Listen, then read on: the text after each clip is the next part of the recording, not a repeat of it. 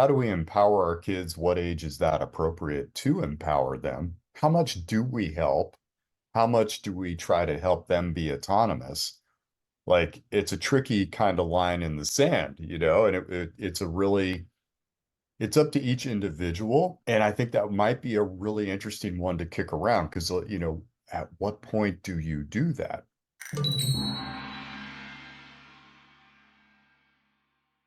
And I think you and I kind of vibe in the same way, which is as soon as possible. Boom, there it is. That's where we're going. Yeah. So yeah, the thread that you're talking about is the guy, Robert, great guy. His son is doing a project. He's got to build a tower with some sticks and some glue and all this stuff. And he's like, he's getting in there and he's doing the things and he's ordered the pieces and time kind of ran out on him. And then he's going to stay up late with his son. His son's partner can't come that night to make this tower. And so what does he do? He's stuck in this position. His son doesn't want to do it. He's not interested in it. So is it like up to him to take on this school project? And it's like my mind went all over the place. I wanted to know all sorts of stuff. And you're like, I loved your comment. You're like, no, let him deal with it. Just let him deal with it. This is his shit to deal with. Let him deal with it. Let him learn. There's all sorts of lessons there. But yeah, it made me think about how I'm trying to get my kids to do as much stuff as they can for themselves. That's the whole goal. How do you get your kids to take the responsibility to do the things for themselves and to recognize, oh, this needs to be done. Oh, I got to think ahead on this one, to start really thinking for themselves. That's the goal for me as a parent. Yeah, you're spot on. And, you know, there could be a tendency when we have been through the school of hard knocks, which if you're human, you qualify for said school. Mhm. So we've all had our challenges, and irregardless of the amount of resources we had or didn't have, being human's messy. And it's a really hard thing for us to navigate life. I don't think you're doing your kids any favors to withhold challenging them. But there can be a tendency because of what we've been through. We would like to say, I would like my children to not have to experience that because of the pain we may associate with it or the trauma that we actually went through, which is legitimate. And I can understand this heart. I can understand the heart that says, no way my kid's going to suffer like I suffered. And I Mhm. can really, really boil that down to, yeah, I get you. And if you think about it, the amazing human being you are today, who doesn't want your kid to go through what you went through, and you pulled yourself out of that. So, in fact, they don't have to. But that experience made you the amazing human you are. I think we lose touch with aspects of gratitude for the challenges that we've been through and how that has molded and shaped us into the amazing people that we become. So the question is, where do we draw that line? Like, where do we step in and how Yeah. much responsibility do we give them and how early do we give it? And if they push back and resist, now what? These are challenging questions. They're challenging questions. Where do you allow your kids to make mistakes, to fail? I mean, they're going to do it regardless, and it's going to come up. So if you're ready for that, you're ready for that situation. Oh yeah, they're going to fail this one, you know? And then you're there to support them through it. That yeah, okay, yeah, it broke, it didn't work, you failed. How do we move forward through it and show them the mature way to handle that situation? That's your job. You're guiding them through the emotions of every situation, regardless if it's success, if it's failure, right? So I think that especially in this situation with the school project, the science project not being finished, and I found the whole story out, which was great, but it really it shows to me that dads, they want to be there, they want to do the things, they want to solve the problems, they want to be a part of it all. And there's this, well, what is my role in this, and how do I best support my child for the benefit of them, for the benefit of the situation, the relationship as a whole. And I think that is stepping back sometimes and saying, okay, you got this. You can do this one, right? My kid makes his own breakfast now, and he wanted me to flip his eggs for him this morning. I'm like, I think you can flip the eggs, buddy. You got this. And he's like, yeah, I got this. Like, do it. You got it, right? But it's those little things. It's those little moments of empowerment. And then when something big like this comes up, it's really big for a kid to either succeed on his own merit, because that also is it's really good for feeding that child's self-confidence. I did this all by myself. I made this amazing thing. I did it, right? Because now your kid is going to rely on you if you do that project for them. And now that you're setting the pace for life that way. Dad's always got this. He's always going to cover me. He's always going to get this. I don't have to really put in any effort. Well, you're just going to be dead in the water after a while. Like, you can't do that. It's not fair to anybody in that situation. It really isn't fair to anybody. And, I was raised by an old school, conservative, stoic man, a hard man. And he was born in the Depression. And so as a child, he went through the Depression. He stood in soup lines with his dad because that was the only way dad could feed the family. He was the older brother to his younger brother. He had to man up real young. And if I wanted something, I had to go earn that thing. There was no gifting me that thing. Did I get presents at Christmas and birthday? Yeah, one thing. That's it, because that's what you could afford, something small. But if I wanted anything else, I had to go earn it. I have literally had a job since I was 6. What did I do when I was 6? I shined shoes. Yeah. I had a lemonade stand. Yeah. If I wanted it, I had to go earn it. Now, some people would say that's awful harsh. Is it? Or did it create an incredible? I wasn't mad. That's just what it was. And so I went out and figured out a way to do it. This was a theme throughout my life where my dad really got this idea of the world's a hard place and you need to understand how to navigate it because challenges are going to happen to you throughout your life. He wasn't a cruel father by any stretch of the imagination. He was a great provider. He definitely loved his family, no question about it, but he was dedicated to raising a man. And it's difficult. It is difficult to become a man and to be completely autonomous and not dependent upon. But I also knew he was there for me, right? If something significant happened, I could definitely go and get advice, get help if I needed it. But he wanted me to try and work my way out of things. And when I finally really and truly couldn't do it, that's when he'd say, okay, here's what you might do. Here's a little bit of help. And he'd give me just a little help and a little guidance. He'd nudge me. He wouldn't solve it because that's what we tend to do. We want to jump in and rescue and just, I got it. I'll take care of it from here. No, he'd nudge me back in line, and then I'd have to continue muddling through until I figured it out. So I come from a bit of an old school environment in that regard, but today's world is even more complex than when I was a kid, significantly more complex. Well, that's what I'm thinking. Like, today's world, dads are expected to do so much more. I got off a call this morning with a father out in New Brunswick, and like, just his story is it's heartbreaking, and the expectations on him are crushing him. And he's like in this spiral where he just doesn't know, he doesn't even know what his options are of how to get out of all the pressure on him from everybody in his family. Son, daughter, both teenagers, wife, expectations are just through the roof. He's got some health issues, and it's just like, you can just see the stress on him. And how do you navigate your way out of that? How do you even see the light at the end of the tunnel when, it's just nothing but dark everywhere you look? What do you think the first steps would be to start pivoting that energy of people? Because I know this is a problem for a lot of dads right now, of just having that pressure to do all of the things, to be the person to solve all of the things. That's who we're looked at in society as. Well, solve it, fix it. Don't cry about it. Don't get emotional about it. Just fucking do what you have to do.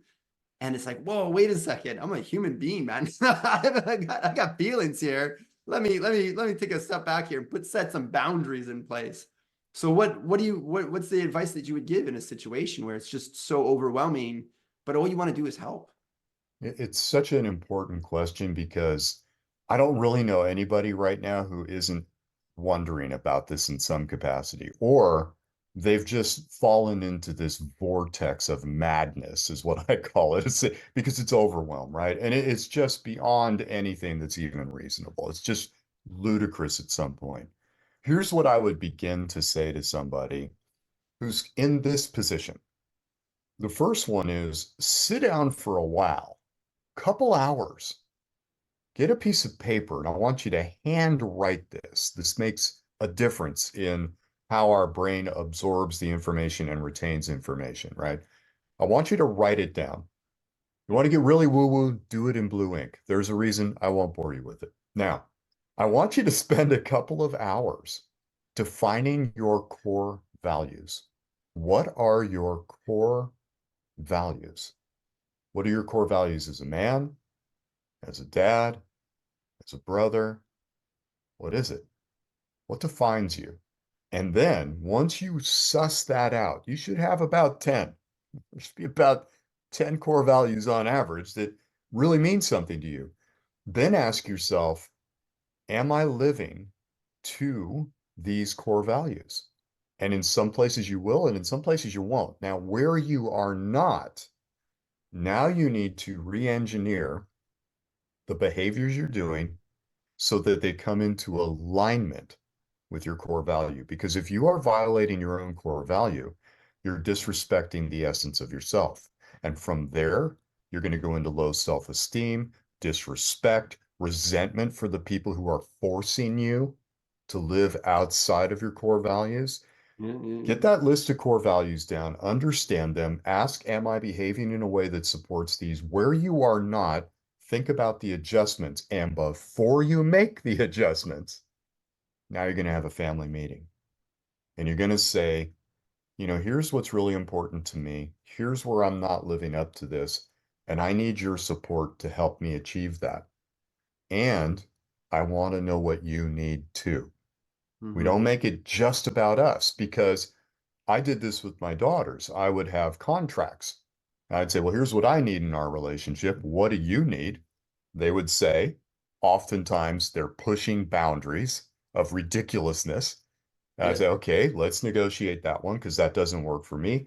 Middle, middle, middle, middle, middle. Okay, we could both live with that. And we'd sign that document. And I told my daughters right off the bat, this is a living document because sometimes our values change. And if our Yeah. values change, then we can renegotiate. But we're coming to a place where we can both live and thrive together and respect each other's needs. So it's Mhm. not about becoming a dictator. But fellas, take a look. Are you really living up? Do you even know what your core values are? Because in this world, it's easy to lose sight of it. We don't even know. Yeah. And things are shifting and changing all the time. This is the essence. I think if you can come to that foundation, you got something to build on. Otherwise, it's a house of cards. Yeah, and I love that. I love that that's really the essence behind what the Zen Dad method is. Here's a whole like 10 weeks, go through, write down your priorities, write down your beliefs, write down how you're spending your time, write down all these things. Do that work. Just doing that exercise opens up a whole new world just of thought process because you're sitting down and you're writing it. There is something magical about writing it. And I think once you shift your perspective and you just shift your awareness to like, oh, wait a second, this stuff is important to me. Oh, these are the things. And then all of a sudden, everything around you just starts to kind of change a little bit. Having Yeah. somebody keeping you accountable with that is like really, really important. But just getting that ball rolling of sitting down and writing it out, I think it's so important. It was so important for me to do it. And I mean, sometimes I have a notebook and I just like, I got to write some stuff out. I've just got to get it on paper. And it's different from putting a note in your phone or typing something out. There's something magical. I don't know about the blue ink thing that we'll talk about that later, but I'm curious. I use pencil. I'm so used to writing with a pencil. It just feels different for me. but that's my go-to. But it is like writing it down. It almost makes it tangible. It makes it real. You're bringing Yeah. it into this reality, and it really feels like there is this split reality happening right now. And especially with all the technology and everybody's online and all the VR that's coming out and AI robots and the whole deal, we literally built another reality that people are living in, like for the majority of their time now. And Yeah. it's like just tearing the fabric of our realities apart. But at the same time, like people are shifting from that online reality to their real life reality. And nobody really has any concrete values in place anymore like they did pre-internet. Remember, like before the internet? Remember that time when you had to like call somebody, stop by their house, knock on the door, hey, are you home? Shit like that. Like that doesn't happen anymore. Nobody does a pop by anymore. The world is very different. So along with it, there's new challenges come along with that. And it gets overwhelming, super Yeah. overwhelming. So we have to sit down and say, okay, what is important to me? Where am I spending my time? And get a clear picture for yourself, because everybody's going to be a little bit different with this. It's the work that you have to do. Sit down for yourself and write out what is the most valuable way you could spend your time, and then focus on that.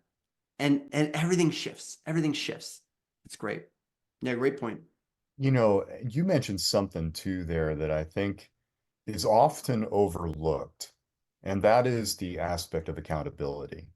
And in accountability, we're also talking about the creation of a community that is supportive and knows our declared action steps, the things that we're trying to move ourselves towards, and they're going to hold us accountable. So, what does that look like?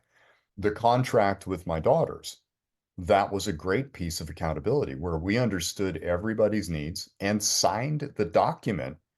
And if anybody stepped out of those agreements, we posted it on the fridge, why not? And we'd say, well, remember number 9? We both agreed to that. Now, maybe something's changed. Do we need to renegotiate number 9? Does it need to be morphed and adjusted because it's not serving us anymore?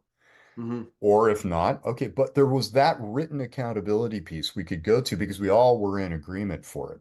And yeah, it was a living document open to negotiation. That's always cool. But I got to tell you, more times than not, it's like, no, you're right. I agreed to that. And they would hold me to that too. If I ever stepped outside of my agreement, they call me out instantly. Kids are awesome at Yeah, they that. are. Yeah, they are. And so, where's your community in support of this? If you've got a buddy to partner up with, or you've got a small group that you meet with, and you can hold yourselves accountable, like a mastermind. I have a friend of mine who's a psychologist, and he runs a daddy support group in his area. It's all live, right? People actually show up in a physical location. God, can you imagine? And he calls it daddy issues, which is really cute. And in that group, the men will make a declaration and say, I'm committing to this. This is an important value to me, and I'm going to commit to this. I'm going to have a family meeting. And then when they come back together, they report on how that went and maybe offer some advice to enhance it or fix some of the conflict that showed up. Awesome. And this is what Zen Dad's offering. It's offering this on a grand scale where you can check in. You got a lot of access to us, folks, a lot. You can ask us questions specific that we'll take on here. You can go into the Facebook page and give us information there. You can go through the program and get personally coached one-to-one on the action steps you'd like to do if you really want to make some rapid change. And that's something I personally highly recommend. I'm never without a coach. I actually have 2 coaches and 2 mentors that I meet with every single week. And Yeah. these people are not afraid to kick me in the arse and help me to get down the road, right? They hold me accountable because I'm my own worst enemy in that regard. I know it. And so I set up structure. So ask yourself, what is your structure? What's your support system to all the things that are happening? And talk about a moving target. Every year is going to bring a whole new dynamic. Yeah. It doesn't get easier. You just get better. That's like that's what life is as a dad. It just keeps getting more and more. And you're like, oh my God, how much more can I take?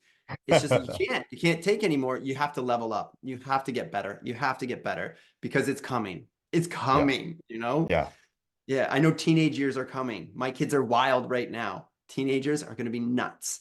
So it's Yeah. like, and I've got to stay on top of this for myself because Right. it'll just eat me away. It will. So that's the game plan. Just get better. Just So, level up. well, and here's another way of looking at that. Knowing that you've got those teenage years coming, and I think we can all kind of like do a little cringe, like, oh, teenage Oh, years. coming. I know. Now, think about the creation now of an independent, able to critically think child carrying that into the teenage years. Mhm. Think about how much more ease and grace they're going to have navigating the angst of teenage challenges if they can question things, critically think about things, process things, if they could come to their own core values and set hard boundaries for the peer pressure that's going to be placed upon them. Imagine the work that you're doing now is setting you up for, oh, maybe a whole lot more ease and grace through those teenage years. Yeah. So you're not losing anything here by waiting until it suddenly shows up. You're so far behind the eight ball on that one. It's really almost impossible to make it up later. Once Well, they've yeah. become an autonomous semi-adult and they've dug in, good luck if you haven't done the work. Yeah, the sooner the better, for sure. It's just so apparent to me every time I'm talking to parents that are looking to start connecting with their kids when they're teenagers. And it's like, wow, you should have started this 15 years ago. You know, like Yes. that's when it starts. That's when the journey starts. The best time to have a map is before you go on the journey. You know, not when you're near the end and you're like, oh, I've been walking around in the forest for years blind, you know, like map it out. Who do you want to be? How do you want this relationship to evolve? And it's going to change and it's going to shift. Every journey does, but you got to have something in mind of where you're going and who you want to be on this. It is so important. Like if you're going to start a business, you need a business plan. You need an idea of what you're doing, what the products are, what the services are. You know, you don't just be like, oh, okay, I'm a business guy now and I'm just going to find some stuff. No, you can't do that. And that's just business, right? That's not your kids. And I know like business is really important and it's a top priority. You gotta work to feed your family, but the family is the priority here. And we're just winging it all the time. Yeah. We're just like, Yeah. well, I'm just winging it. I'm just gonna see how it goes. You know, Yeah. whatever happens, I'm just gonna react in whatever way I feel like. Well, that's the thing. You don't want to just react. How do you want to respond? Yeah. Because it's not just at the end of the day, are they still alive? Well, what happened all day long? Right? It's not just about feeding them and making sure they're warm. It's like, are you nurturing their independence? Are you nurturing who they are and what they want to be? Are you doing that for yourself? Because a lot of the times, as men, I hear this all the time. You got to sacrifice everything for your family. You got to Yeah. sacrifice everything when you're a father. And I disagree with that. It's just been so built into us. Men are literally killing themselves just to support their families. And I'm like, there's got to be a better way. There's got to be a better way. I'm not buying it. I can't do it. And that's where we develop all of these things. How do you get through and actually enjoy it all? You know, when your kids are losing their mind and you can kind of sit back and go, oh yeah, yeah, I see where you're going. I see what's going on here. Yeah, we're gonna get you through this. Don't worry. And having that space, having that presence to know that this is just a little blip and how you respond to that situation is going to impact them going forward. If you lose your shit and you yell at them, that's the personality trait that they're going to start to develop. And then you're Yeah. going to have to deal with that personality trait later on in life. This is a Oh, yeah. marathon. It's a marathon. Oh, what a great way to frame it. It's brutal and it will wear you down and beat you until you are just held down there going, oh my God, what happened to me? Yeah. And you can avoid this. And you might be thinking right now, well, I don't really sure, my kids are only X age, this, make it also fun. Let me give you an example. I wanted to teach my daughters about how to deal with the financial side of life really, really early. And I saw a lot of their friends were just being given really extravagant things. They didn't earn it. It was just almost Well, not almost. It was entitlement, let's be honest. And that's a Lots of it. problem for me, right? So I thought, well, what can I do about that? And I went down to my local credit union and I said, hey, how does a kid open a bank account? And they said, well, the kids can open a bank account at any age. And we have a junior program, a junior credit union program. And so I went down there when my first daughter was 6, and she took her allowance and she opened up her account. She needed to have $5 to open her account. And she got prizes and things when she would put money in savings over the course of a month. They'd reward her for that. Like it was teaching financial independence. Both my daughters have had bank accounts since they were 6 years old, That's and they awesome. managed their money. So is that appropriate? Yeah. Yeah, because they totally had awareness that things cost things. Kids have no concept, they just want the thing. They don't know it took you 1,000 of your units to buy it. They Yeah. don't understand that. They just want the thing. Well, if you start to help them understand this aspect alone and make it fun, not a bummer, how do you think they're going to feel about money when they get older, about finances? And by the way, dads, conspiracy theory here. They're going to ask for less money from you. Woo-hoo! Yeah. That's a win, man. And it worked really well. Both my daughters have been completely independent for a long time. Oh, we got Andy jumping in here. Absolutely cool. That's crazy. Is this Andy, my buddy? Andy, how you doing, bud? Are you there? He's just coming into here. That's all right. So for bank accounts, for money, for all of that stuff with your kids, I have a point system that I work on. I've talked about it with you many a time. And it's awesome to see my kids save. It's awesome to see my kids want something and then work for it. And it's taken me years to get them to the point where they understand how to, I don't want to say manipulate the situation, but I've like set it up that way. If they take initiative to do one of the chores that they've got to do, I'll double the points for them. So, and this is like showing them that, oh, there's critical thinking here. So if they put the laundry in, they get 25 points. Every point is a quarter, or every point is a penny. So 25 points, they get a quarter for that. But if they do it, if they see that the laundry needs to be done, and they're like, Dad, I got to do some laundry, and they put it in, I'll double it, they get 50 points. So, and I've had this rule for about, I'd say about a year. If they take initiative, if they brush their teeth themselves, if they do whatever. And so this morning, my son is like, I needed some laundry done, Dad. I'm putting this in. I'm like, perfect. He goes, it's 25 points. I go, no, that's double. And he goes, oh yeah, that's double. And you could see it like clicked. It really clicked. He's like, oh, I get what I have to do here. I see how to really utilize this. If I just pay attention, then I'm gonna like double every time. I'm gonna be smart with it. So I mean, this is happening for him at 9 years old, and it's taken me years to get him to this point where he understands the point system, his earnings, where he gets to spend that, how he gets to spend it, the whole thing. So it's like a little banking system that we have internally in the house, but it's paying off in the future. I know I can see down the road. I'm like, oh, he's going to be so money aware, so money smart.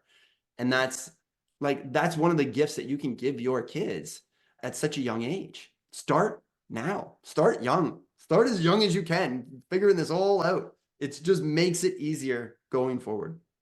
Oh my goodness, yes. The more you can empower and make it fun, not draconian, not under threat. I don't think you need to do that ever, really, unless something very serious is about to go down. Let's make it fun. Let's have a good time with it. Let's create learning and teachable moments to help move them along in really profound ways. And it, again, all you're doing is paving an easier path into your future and their future. Yeah. If they don't come into that future with skills, you've done everything with them, you've now stepped into the world of codependency. And I think we see that with a lot of people now whose kids that, we've got terms for it, a failure to launch, etc. Or they tried to go out and they had to come back and Yeah. they're 30 years old playing a video game, living in the basement, Yeah. very content to do so, by the way, which is fascinating. That's a rather extreme example of codependency, but we do see more and more of this happening. The sooner we can give kids empowerment, like I've shared this with you before, Jay, but it's like, hey, honey, I need you to wear a dress today for Easter. We're going to take photos after. I don't want to wear the dress. Mm, Yeah, I still need you to wear the dress. Wear the dress. I'm not going to wear the dress. You don't have a choice. Put now you're in yeah. an argument. And I win, and they're pissed, and the picture looks like hell because they're pissed. Right? It's Yeah, like yeah, yeah. nobody won. So then next time it's like, hey, honey, red dress or blue dress today? Oh, I want the blue one, Daddy. Great, honey. Here you go. Yeah. No argument, no problem. But what was the difference? The difference was I gave them an empowered choice. And this is the key. How many times can we help a kid to become empowered? Your boys are empowered if they think critically and go, I can actually double my money if I do this extra thing. That's the way the world works, man. Like Yeah. we have to start orienting them to how the world really is and not hide from it, not be afraid of it, because you're teaching them to fear the very world they're going to step into rather than understanding how to navigate that. Teach them now. It's pay me now or pay me later. And trust me, it's a big payment later. So, yeah. It compounds. It compounds Oh, interest. yeah, it's compounding interest. What do we got here? Breaking generational curses are hard, but so very doable. Yes, Andy, 100%, buddy, 100%. And that brings up a good point. Like we are passing down our demons, and that's how I Yeah, see demons yeah. being passed down from one generation to the next. And in my family, alcoholism was passed down from Mm, one generation to the next. It's just how you did things. Something happened. Like if there was a death in the family, there was like a shot of whiskey that was going down for everybody. If there was a birth, if it was a wedding, everything was celebrated with alcohol. Everything was celebrated with alcohol. The way to unwind at the end of the day was a couple of beers. The weekend came, that was a case of beer. Like it's just alcohol was so ingrained into my life. It's like there was no way to get around it. That's how I connected with my father growing up.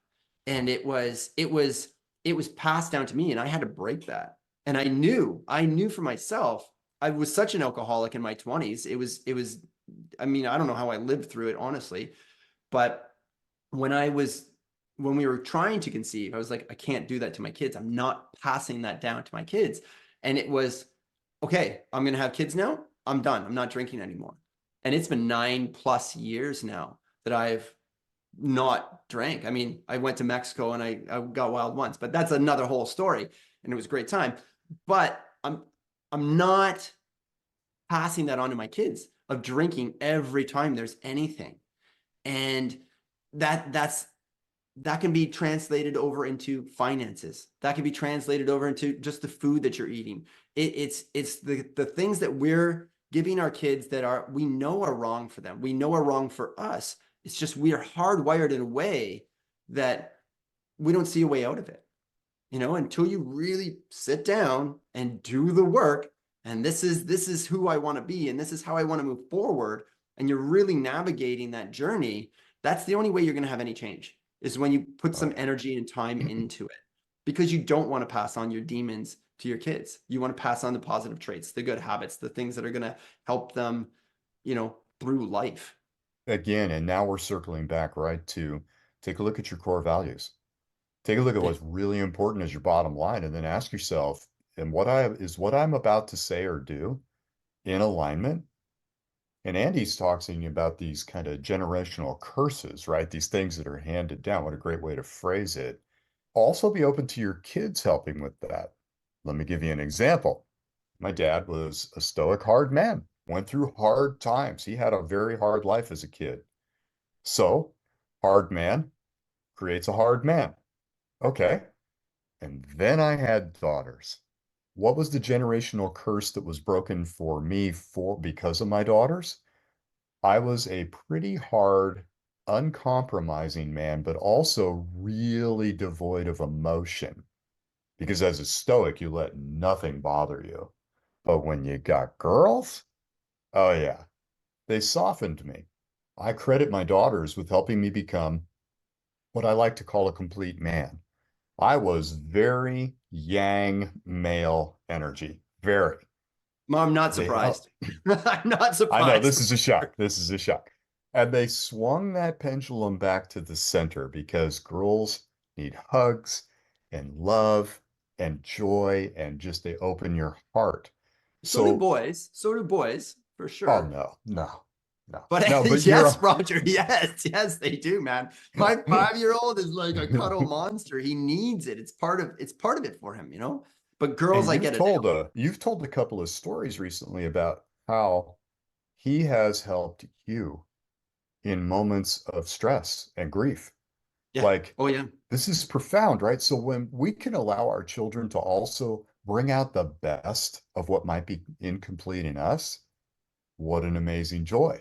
So with Hmm. my daughters, that just that soft feminine energy brought me to center. I didn't swing to the other side of the pendulum. I came to a more complete version of manhood, which is, yeah, I can feel emotion. Yes, I can let you know I'm happy and sad, and Yeah. you can too. Like all of that is amazing.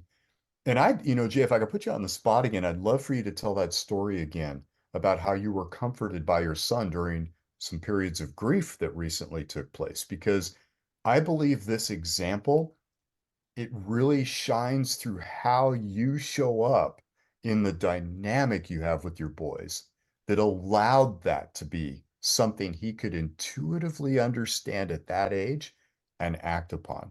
You mind sharing that?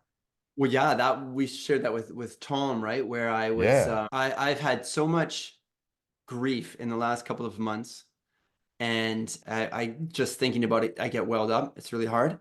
But my nephew passed away, and my grandmother passed away, and I had a newer friend. I just met him last year, and we partied. We partied all New Year's, and he committed suicide a couple of weeks ago, and it was just a lot all at once to take. And I was cranky the one day. I was a big day with the kids all day. We did stuff. And at the end of the day, it was time for bed, bedtime routine, the whole deal. Let's brush our teeth. Let's do the things, all the stuff. And I'm just like, come on, guys, let's do it. Let's do it. Let's do it. Let's do it. And my oldest son looks at me and he goes, Dad, you're cranky. And I'm like, I'm not cranky. I'm sad. And I didn't know how to shift into like the happy bedtime routine that we usually have, right? We really love bedtime. We like there's a whole process that we dig into. And I was just like, I didn't want to correct him, but I had to let him know like this is where I was. And it was just the way that his 9-year-old mind looked at it. You're cranky. Like, what are you cranky for? Stop being so cranky. I'm like, I'm sad. I'm just sad. So I can't switch over. And so we got to the books and everything, and it just took him a couple of minutes, and he realized, oh, okay, yeah, when I'm sad, this is what dad does. And he doesn't do this. He doesn't usually snuggle in when we're reading books. So just like kind of lay on the side. But he like got in and he snuggled into me and he put his head on my shoulder and we read the book together. And it was just like the most compassionate thing I could think a 9-year-old could do. And it just, if I like, it's a lot right now. It's a lot right now, but it's been so heavy in my world. And for my kids to just get it and understand, okay, dad can't always be that amazing life of the party, even at bedtime. I can support him too. It I can see that it empowered him in a different way. It gave him the opportunity to be there for me, which was amazing, you know? Oh, that is a hard Coming relive, buddy. together. That's a hard relive. Yeah, and I feel you on that, and I really Yeah. appreciate you sharing it because this is what keeps it real, and we keep it real here. That's what we Yeah. do. Yeah. This is a level of emotional intelligence that is extremely rare in a child that young, extremely rare. So this is a testimony to the work. You have been creating emotionally intelligent children from the beginning. And I Hmm. know this for a fact because of what you and I have talked about over the last few years together in how you've been working with the challenges that being a dad bring you, but also how you navigate that. And so I know for a fact you've been cultivating this the entire time. This is a perfect example of when we're suffering. If this was my dad would have not let me know in the slightest way he was sad or suffering. He would have masked it. Yep. Silent generation. That's the generation he was from. And that was literal.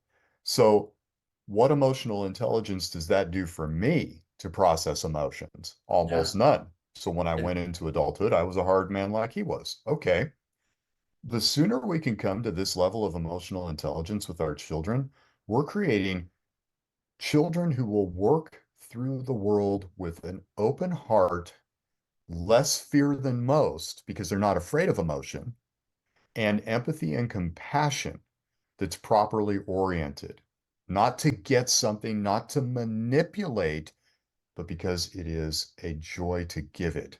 It'll become an innate thing. And just notice that your son did that after a few moments of processing. He went Yep. through his little process and then went, gave you exactly what you needed. That that story should not be glossed over. Like that might sound like a little anomaly, a little one-off. No, man, that's what you've been working toward, and that's the payoff that everyone wins. Yeah. And it's my kids are very expressive. Let's put it that way. They're very expressive. When they're happy, they're happy. When they're angry, they're angry. When they're sad, they're sad. And I always try to honor those emotions. And Nice.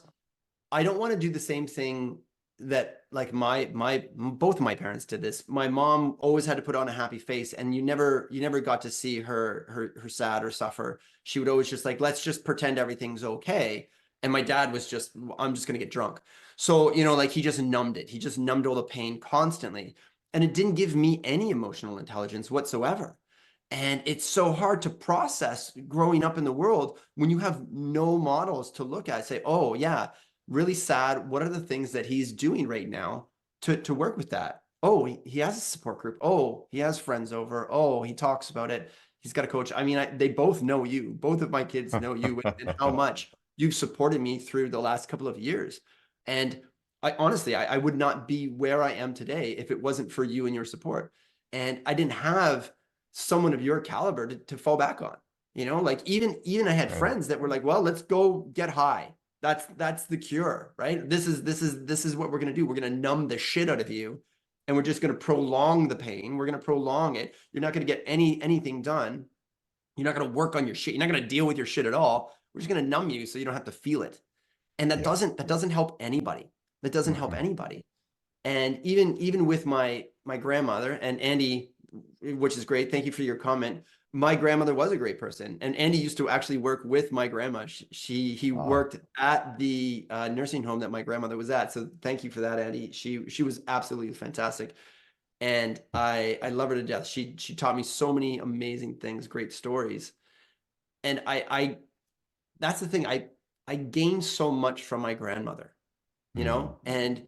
hearing the stories last week, I did a eulogy for her, and the family was there. There wasn't a lot of people because she was 95, but the life experience that she has at 95, she went through the war in Germany. She had to come over here and start from scratch. They lived in a little hut on a farm and grew room by room by room. Like the stories she has of Nazi Germany, swing dancing, like soldiers, the whole deal is there's life lessons there.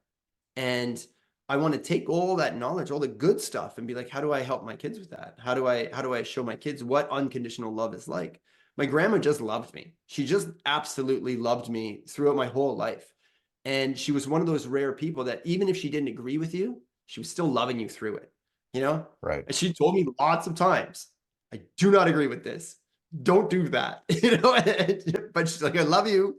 I love you. Eat some more food. But don't agree with you. And I'm like, okay, grandma, I get it. I totally understand. And she was right. I did a lot of stupid things when I was young. But yeah, that's what it's all about. I kind of went off on a tangent there. But yeah, you get where I'm going. You're used to this, Rodger. You're used to my tangents. It's a great tangent, and it's a very powerful reminder of exactly what we're talking about here. It just kind of keeps driving these points home because you can see the full circle of it all coming to fruition as we continue to evolve. That's the piece that we really want to understand is those foundational ideas. How do we gain our foundational ideas? Well, very often they'll come from elders. might be a grandparent, could be an adopted grandparent, just someone who was part of our life as a mentor. All these things begin to have foundation. But I think what I really want to emphasize for people, it's so difficult to try to do these things alone. And I think that's where a lot of us get into a lot of trouble. We think, well, I don't need anybody. I'll just figure my way out through it. Why constantly put yourself under that stress? And why try to reinvent the wheel? Why not come into a community where not only you can gain ideas, but you can share ideas? You came up with a bedtime routine. You came up with a way to get them to brush their teeth every day. You came up with a way to help them manage their allowance better. Throw it into the community, share it here so other people can go, wow, I never thought of creating a bank account for a 6-year-old. I wonder if my bank has a junior program, Yeah. right? And it's like that's where the ideas come in. Think of it as kind of open source dad at the excellence level. I love that. I love that. And it's crazy because when you said you went to the credit union and you opened up a bank account, and I've got a stack of cash for each of my kids, tucked away in my bedroom, but like literally 2 doors away from me is my credit union. And it'd be a perfect thing to take them in there and make them feel all special, like a rite of passage. Hey, you're going to get your bank account now. We're going to put this money in there and like make it an event so that they kind of get that process going of, oh, I'm like integrating into the world, just that other step more. Because we don't have enough rite of passages for boys anymore. There's no going with the tribe out for the first hunt. There's none of that is so communal, but necessary for little boys, little girls also, to have that feeling of, oh, I'm growing up, Like Yeah. my little guy is 5. He just lost his first tooth a couple of weeks ago, and the pride, just like he's telling people, he's showing people, like that's like, the first steps of growing up, that rite of passage. But we're not focused on that enough of, okay, you're at this level now, you have more responsibilities. Because it's not only does it get harder for us, it never gets easier. You only get better. That's kind of what happens when you're a kid. It's just going to get harder and harder and harder. And you gotta prepare those kids for that. Start them young as you can. Start them. Yeah, definitely. And you know how we started this conversation with Robert's question about his 12-year-old and the science project that came and all of that. That's another really good example because my belief is if we start this sooner than later, you're so far ahead of the game, right? And as that child is moving along, what you're going to discover is they have that science project, and now you're not having to fight them to get it done. You're not having them say to you, I don't know how to do it. You just do it for me, Dad. And then you just jump in because you're tired or whatever it is. My daughters were in a school program where they would work on projects in groups. So if you had a science project like Robert was facing, it wouldn't be just on you. It was on you and usually 2 to 3 other people who had to coordinate that. Now, Robert faced the same situation where there was one partner and he didn't want to have his kid let that kid down, and all that was there.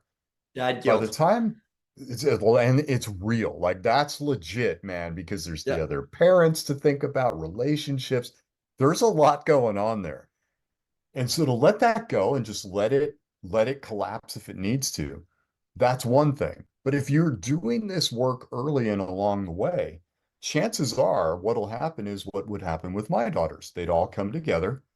Each person in the group would pick an aspect that they had to deal with, and they would all do it and then come together and complete the project. I almost never had to intervene unless they had a question about something they needed a particular piece of expertise I had that could help them. But even then, I didn't do it for them. Yeah. I showed them and then said, now you do it. Because all along the way, I want to empower. I'm always thinking, how do I empower? Even now, as a grandfather, and I'm visiting my daughter and her grandbabies. Yeah. I'm still in the role of empowering my daughter, not my grandbabies, which I do also them, but my daughter as a parent. Hmm. Dad, what do you think about this? I go, gee, I don't know, honey. What is initially coming up for you? Well, I was thinking now we're in an empowerment discussion. I'm not solving the problem, and it's a significant problem. I just had this discussion with my oldest daughter, who's 32, but we were able to use the synergy of a coaching idea to get her to go, I see it now. Got it. Mhm. Thank you. That's And she the beauty solved of it it on all. her own. That's it. That's the beauty of it all. And you do it at such a level. And there have been many a times when I've been like, Rodger, just tell me.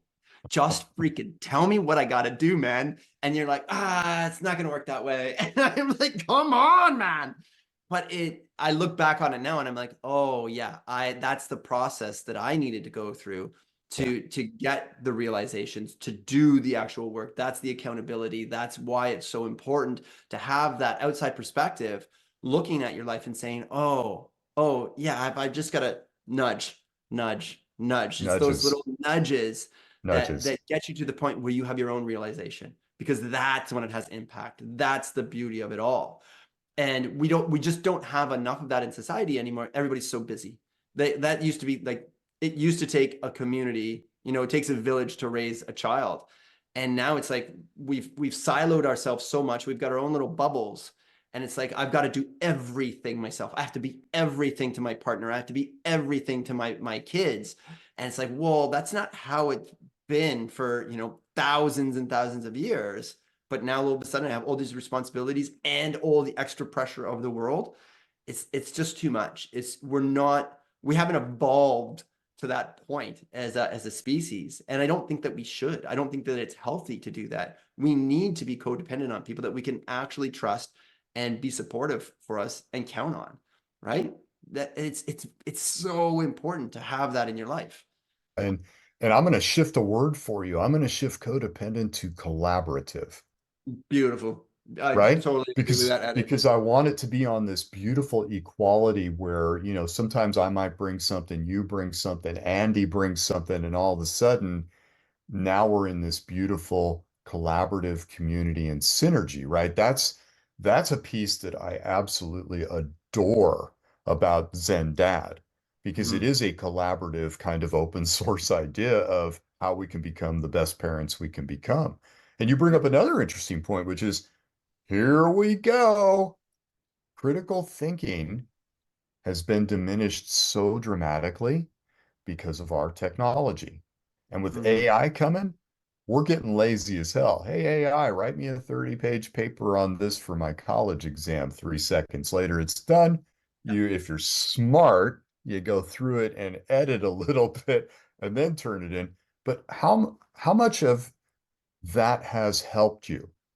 Yeah, you got the requirement done, but you're not thinking for yourself anymore. And let me give you a great example. A friend of mine brought me a picture and said, we got to boycott this beer company, Heineken. Why do we have to boycott Heineken? Well, look, and here is these Heineken banners, the stand-up little flags that are kind of Yeah. sideways idea, all around a sand pit with walls where a dogfighting competition is being held in Mexico. Oh, yeah, okay. You This is Anheuser-Busch. Anheuser-Busch is huge. It owns Heineken and all these other beers. I'm like, there's no way Anheuser-Busch gave a This, thumbs up to have their banners displayed at a dogfighting competition. It's yeah, impossible. yeah, So I took 5 minutes and researched it and discovered that they had no idea dogfighting was taking place there. The yeah. contract they had was the day before there was a volleyball tournament in the same sandpit, And they just grab the flags.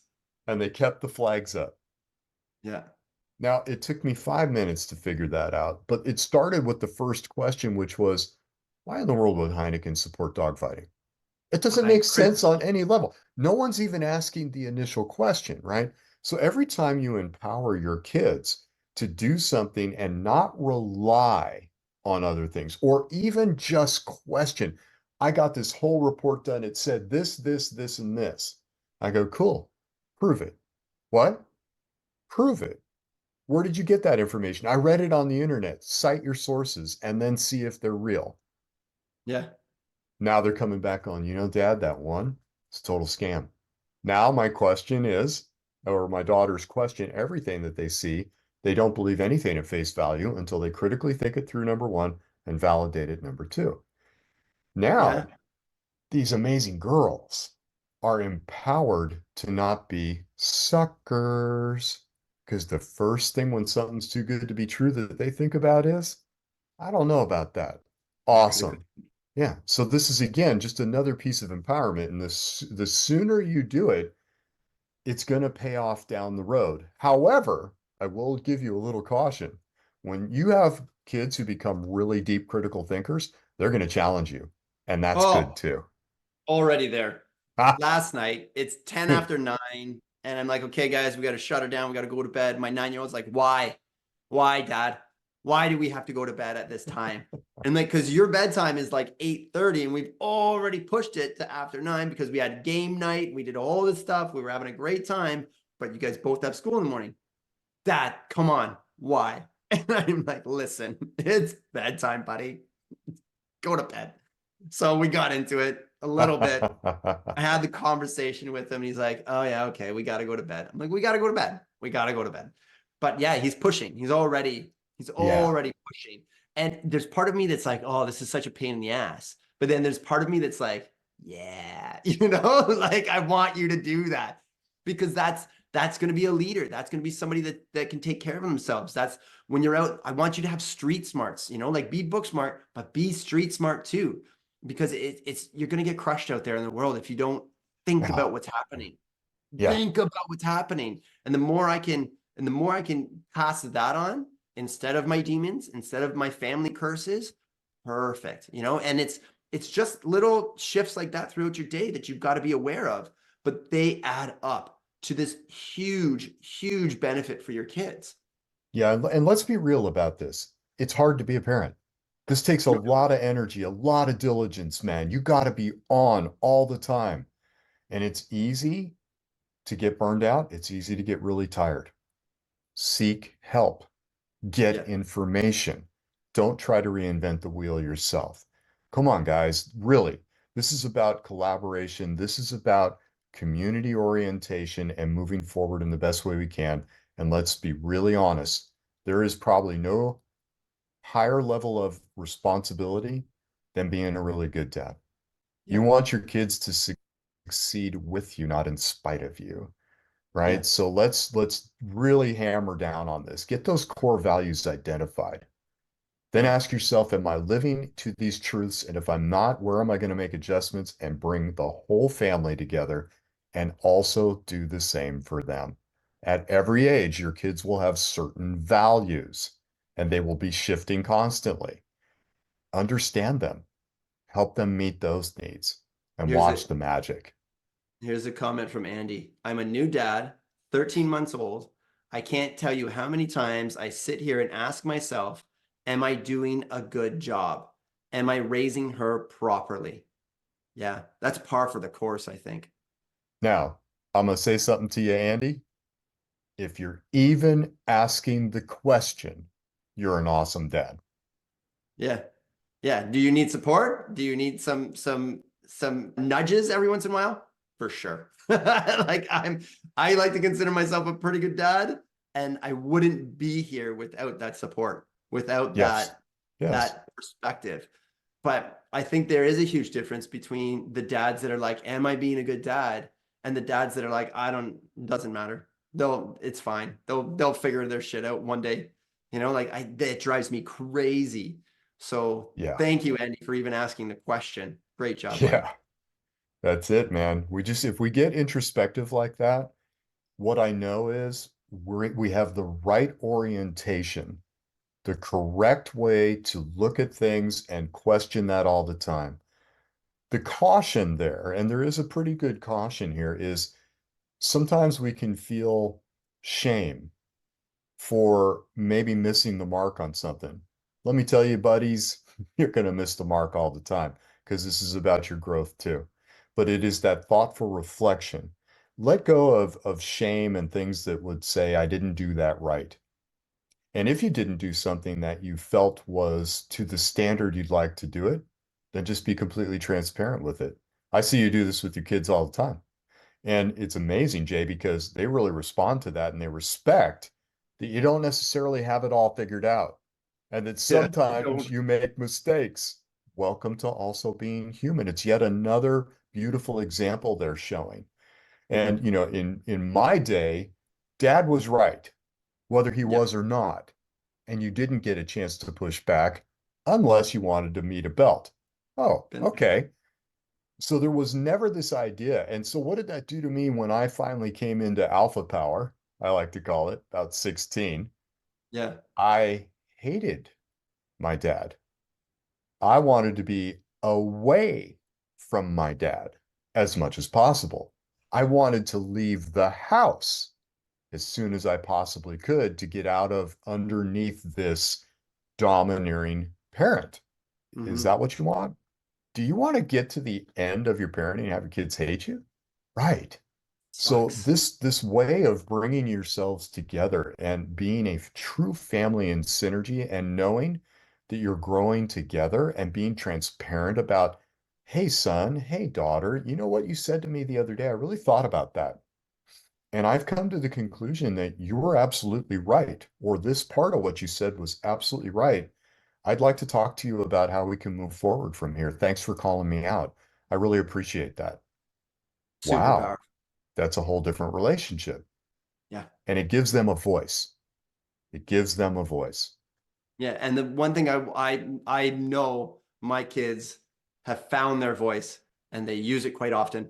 Use it quite often. But to me, I love that. I love that they will speak up for themselves. They'll say no to things. They'll say no to foods they don't want to eat. They'll give me reasons, and they're like, "That's fine. Don't eat that. Eat the other very healthy thing that I have for you. Like you can eat whatever you want in this house because all I have is healthy stuff in here. There's no junk in here, and that's my boundary that I've set. So it's like, okay, well, you don't want to eat this thing. Go find something else to eat then. That's good for you. So it's like setting up those boundaries for them, but then allowing them to make the choices. It's just like the blue dress and the red dress. Okay. Yes. You know what I mean? You're gonna have toast. Do you want almond butter on it? You want jelly on it? Where's the jam? Your choice. You're having toast. What do you want to put on it? How do you want to flavor your day? Right? So it's empowering them step by step as they grow to make more and more decisions for themselves, more and more decisions for themselves. This is beautiful. You know what I love? I love getting on with you and just like we just dig into it. And whatever it is, it's just like we can just go.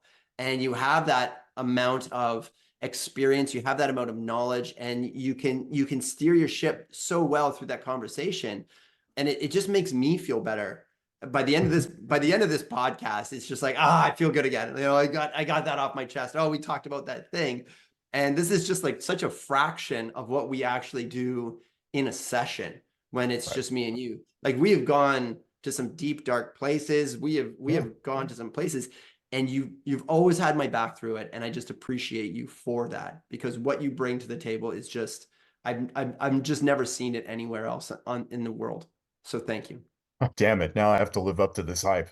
No, I don't. Yeah, you do, buddy. Yeah, you do. I appreciate it. And, as I'm in the afternoon of my life, one of the joys that for me is wonderful to give back to the world is taking a little bit of the accumulated wisdom I have in helping guide others to their own human potential and their own empowerment. I don't solve anything for you. I might throw a couple of spaghetti noodles on the wall for you to think about, but that's the key here is really self-discovery, right? It's this idea of, oh, there it is. I get it. And I actually did that. Did I have a little nudge here and there to guide me there? 100%. As I said to you, I have regular coaches and mentors I meet with frequently every week that help me, challenge me, call me out, nudge me, sometimes kick me in the ass. And all of that is so deeply appreciated because I will not stop evolving as long as I'm in physical form. Yeah. That is my absolute declaration. And when I can share and give back in a way that's impactful to others, I'm going to do it. That's all there is to it. Yeah, for sure, 100%. And before we're gonna wrap this up soon, but Andy's just throwing something else in here, and this is exactly what I'm talking about. This is the kinds of things that you would unpack in a coaching session that because it's not just like a one, oh yeah, that's a great idea. But he says, I had a dad that was an alcoholic, and for years he would only tell us he loves us when he was drunk. And I remember one day I pushed him away and said, "Tell me when you're sober." I think about that all the time. Now, my dad doesn't drink, but the damage is done, you know? I'm trying to move forward and forgive him, but it's difficult. When my wife tells me she loves me, I instantly say, "No, you don't." I'm definitely afraid I'll say it to my daughter too. It's just a reflex. Like that's something you really that's a bunch of sessions right there to dig into, and like onion, layer, layer, layer, layer, layer there. You can just see it. You can just see it, right? But that Yeah, is definitely going to affect your relationship with your daughter and your wife and yourself, definitely. right? Yes. Yeah, and that's, thank you, Andy, for sharing that and being vulnerable enough to Yeah, throw thank you. that out there. That's the real deal right there. And to unpack that would take a little bit of time. That's not just a one-off, here's a cute little soundbite for you, man. That's one we want to dig into and really, really trace back to its origin place and address that originating aspect that has carried forward. And this is a perfect example of how those generational curses, Andy, I love it, right? The generational curses carry forward. And then we find ourselves in reaction to something, just a reaction place from really a cord that we have yet to cut. We just haven't cut the cord. We have some awareness around it. We haven't quite reached it yet to sever it and move forward from it, when we are able to do that, right now, here's stimulus and there's reaction butted up right against it. That's natural. It's a program. That's all it is. It's an internal program, and you have a stimulus, you react. The goal in any kind of work that we do digging into something like that is to take stimulus and create a buffer so we can respond. And in that buffer is the pure magic that allows us to evolve. But we don't get to create the buffer till we find the thread back to its origination point and give it a cut. And that's what we do in the coaching program. You can also find this in different forms of therapy where it may be warranted that there's something even deeper that needs a good, perfectly trained psychologist or psychotherapist to kind of really take some time and get to that core wound. But a lot of times in the coaching process, we can get to it too. And once we cut that cord, man, now we got the buffer. Now the buffer is much more reasonable and is able to move forward and continue to expand and grow. That's the beauty of it. Yeah, and then you get to the point where that reaction is just so far away from the Yeah, stimulus. exactly. It's not even an option anymore. It's just like, No. oh, I don't even react like that anymore. That's amazing. And I always find when I don't think about the problem anymore at all, I'm like, oh, that, and I'm like, oh yeah, I had that problem before. Something will come up and I'm like, oh yeah, I used to do that thing. And when it's not even a thing for me. It's not even a trigger for me anymore. I'm like, oh, that is amazing. I love having those aha moments about Oh, my own healing journey. It's the most empowering thing because you're like, oh, I did fix that. I love fixing the thing. Like as a guy, as a dad, I love fixing the thing. And if you can fix your own shit, if you can deal with your own shit, because it is possible to deal with your shit, and everybody's like, "I deal with your shit." It's such an easy phrase to throw out there. Well, actually do it. It's hard. It's really oh hard yeah. to deal with your Yeah. shit. It's years in the making. Like for me, some of the stuff I'm still working on. And it's crazy because, oh yeah, I've been working on this for a while. Well, then this other thing comes in, and this other thing comes in, and this other thing comes in. And now it's underneath this pile of shit that you're like, oh, I was doing so good. It never gets easier. You just get No, better. it just gets better, never easier. This is one reason why I try to surround myself with, I guess I would call it an anti-echo chamber. Like I'm really interested in people who don't think like I think. Because Mm. if I'm stuck in my own little echo chamber, I'm probably not going to grow much. I'm going to get validation, and that feels good to the ego. But is it actually what I need? I like the person who's going to get up in my face and challenge me, because then I have to take a step back and go, is that true? And then I get to work it through my process. That's where growth comes in. So, keep in mind that if you decide to work with someone, a coach, a mentor, something like that, look for someone who is not just going to rubber stamp your story. Yes, empathy and compassion, 100%, no question about it, but not necessarily looking to rubber stamp and validate your pain. Because if you're coming to mentorship or coaching for that, it ain't going to happen. We're Yeah. going into the pain and we're going to take a really good look at it. It's hard work, man. It's It's hard work, hard but it's work. the It's hard best work. work. It yields the greatest results. And it Yeah. makes you a complete man, in my opinion. It makes you a complete man when you are willing to go into the shadows and work. I can definitely vouch for that. Thank you. Yeah. Thank you. Yeah. Rodger, this has been absolutely amazing. Andy, thank you so much for jumping in with us and sharing your comments. I really appreciate it. Let's connect sometime soon. Great job, everybody. If anybody's interested out there in the world listening to this on YouTube as a replay, and I'm sure there's going to be tons of clips on social media because that's where everybody's at. It's us. Connect with us. Go to the w.zen.com and you can book a meeting with me. You can get the free ebook, the bedtime routine, and you can find out all the programs that we have, the coaching, all that stuff. Rodger is our head coach. Thank you so much for joining us today.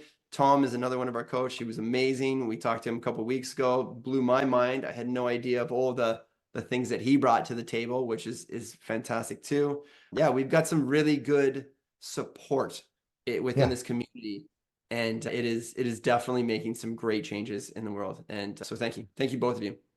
Have a great Yeah, one. absolutely. Have a great one, everybody. And remember, submit some questions to us. Come on, Facebook, throw it out there. We'll have some stuff to kick around, and we're going to toss a bucket of noodles on your wall. Sometimes something sticks, and you can take that little gem and play with it. So, yeah, have a great rest of the week. Cheers. Thanks, guys. Thanks, Andy.